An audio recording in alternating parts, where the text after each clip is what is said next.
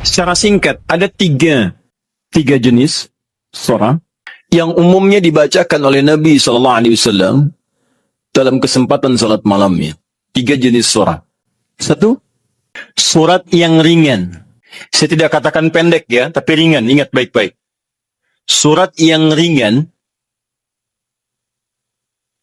yang diisyaratkan bagi para pemula yang menunaikan salat tahajud. Surat yang ringan yang diisyaratkan bagi para pemula dalam menunaikan salat tahajud. Contoh dalilnya Quran surah Al-Muzammil surah 73 ayat 20. Faqra'u ma tayassara minal Quran. Bacalah yang ringan-ringan dari Quran yang Anda hafalkan. Ringan. Ya. Berapa ringannya Nabi? 100 ayat Al-Baqarah. Tuh, sampai kaget di luar. 100 ayat. Kadang-kadang beliau baca 10 atau 11 ayat terakhir surah Ali Imran. Ya. Dalam satu rakaat. Jadi ukuran ringannya bisa relatif. Ya, ringan bagi Nabi belum tentu ringan bagi kita. Tapi prinsipnya cari yang ringan.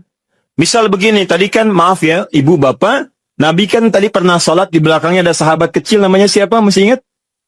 Ibnu Abbas. Itu kan masih kecil, balik aja belum. Ya, mau dinaikkan surat yang panjang susah. Makanya dibaca yang ringan. Pada saat itu riwayat yang muncul ketika sholat di belakangnya Ibnu Abbas, itu Ali Imran 10 ayat terakhir. Ya, bahkan dari 11 ayat terakhir yang inna fi khalqis samawati wal ard dan sampai ujung ayatnya. Ya, ringan. Maka dari itu ketika Anda misal mendidik anak sholat malam, bangkit di malam hari tiba-tiba dia ikut, jangan baca yang panjang-panjang.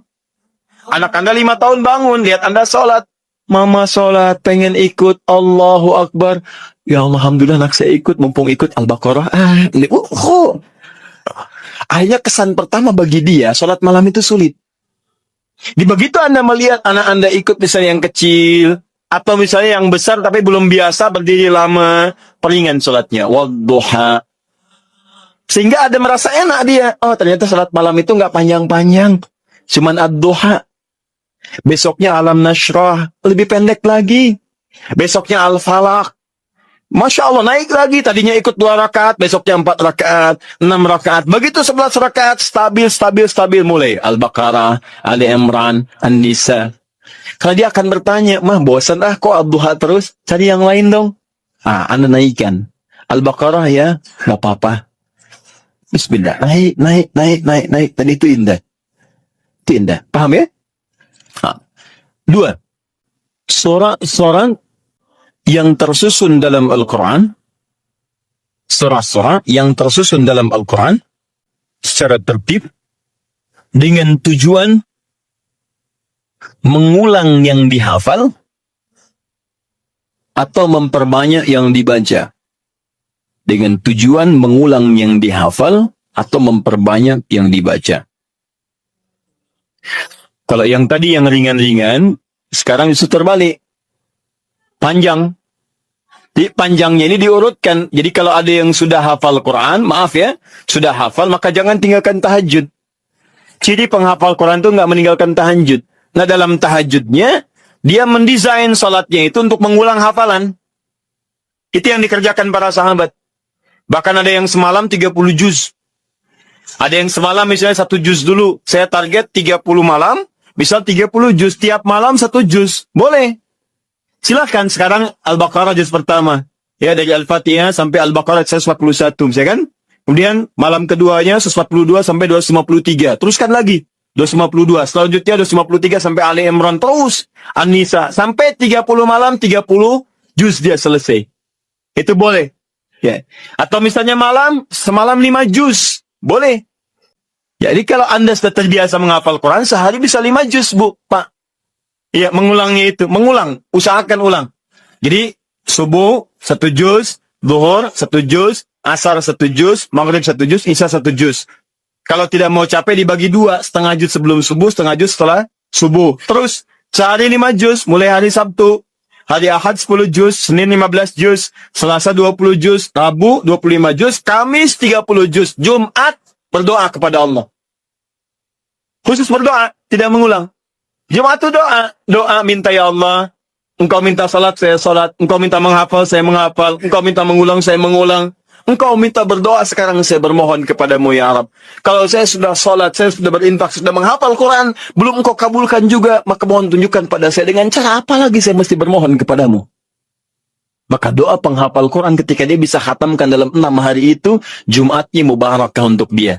Itu yang disebut oleh orang Arab Jum'ah Mubarakah, Jum'ah Mubarakah. Semoga Allah turunkan keberkahan, keberkahan, keberkahan. Nah, nanti yang Anda hafalkan sampai Isya itu diulang, malamnya pakai dalam tahajud. 5 juz, dibagi misalnya 10 rakaat, ya. Satu juznya, satu rakaatnya setengah juz, setengah juz, setengah juz. Rakaat terakhir witir misalnya. Ya, atau silahkan bagi ke 23 rakaat atau yang lainnya. Intinya adalah, silahkan ulang-ulang hafalan atau sengaja untuk memperbanyak bacaan di malam hari. Anda hafal Al-Baqarah, pengen dipakai tahajud, boleh. Ya, Al-Baqarah 86 ayat bagi 11, misalnya rakaat, silahkan, sah. Untuk memperbanyak dan mengulang bacaan. Paham? 3. Ini jenis yang terakhir, dan ini yang sangat jarang dilakukan. Padahal Nabi itu banyak disebutkan dalam riwayat sering mencontohkan ini. Memilih surah-surah yang sesuai dengan keperluan Anda. Kebutuhan Anda. Memilih surah-surah yang sesuai dengan kebutuhan Anda. Keperluan Anda. Tadi saya katakan di awal, semua surah Al-Quran itu adalah didesain sebagai pedoman hidup kita. Jadi semua masalah kita solusinya ada di situ. Saya pernah bacakan di awal jumpa kita banyak ayat di Quran tentang hidup kita. Nah, kenapa Anda saat malam tidak bermohon kepada Allah lewat sholat Anda? Maaf teman-teman, Bapak Ibu sekalian, dengan membaca surah yang terkait dengan kebutuhan Anda. Misal, Anda yang sedang mencari nafkah, kenapa tidak baca ayat-ayat tentang nafkah di Quran? Minta dimudahkan, kan ada. Di Al-Baqarah 168, Al-Baqarah 172, Al-A'raf ayat ke-96 misalnya. Tentang rezeki di Quran surah 51 ayat ke-22 misalnya. Ada semua. Anda yang sedang kesulitan misalnya di rumah dan sebagai kenapa nggak baca ayat-ayat tentang kemudahan? Ya, mudah urusan rumah. Misalnya Quran surah keempat, ayat 34, 35, gitu kan? Kalau ada persoalan, minta kepada Allah solusinya. Kemudian ada di Quran surah ke-65 ayat 2-3 tentang masalah-masalah yang umum. Anda yang di birokrasi, sekarang banyak orang, saya tuh bingung ya. Kalau masa-masa pemilihan tuh banyak mengerjakan hal yang tidak perlu.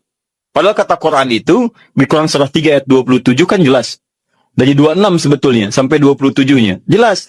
Qulillahumma malikal mulki tu'til mulka man wa tanzi'ul mulka mimman. Saya katakan kekuasaan itu hanya milik Allah. Allah berikan pada siapa yang kehendaki. Jadi kalau ada orang baik diberikan supaya kebaikannya menyebar pada rakyatnya. Kalau ada orang jelek kemudian dia bisa naik, untuk ditunjukkan ada yang salah di tempat itu harus diperbaiki. Supaya dia bisa diganti dengan yang lebih baik. Itu maksudnya. Tapi kekuasaan itu Allah yang tetapkan. Makanya orang-orang yang pandai itu dia akan mendekati Allah. Dia akan memohon supaya diberikan petunjuk. Kalau diberikan, dia lakukan hal-hal yang baik. Maka mendekat dia, baca ayat-ayat itu. Sebetulnya kepala-kepala yang calon pilkada, calon pemimpin dan sebagainya, calon kepala daerah dari mulai yang ringan sampai yang besar, kalau dia paham tentang ayat itu, dia bangun malam, dia minta petunjuk kepada Allah. Itu titipan. Karena kalau cuma jadi pemimpin, Firaun pun pemimpin.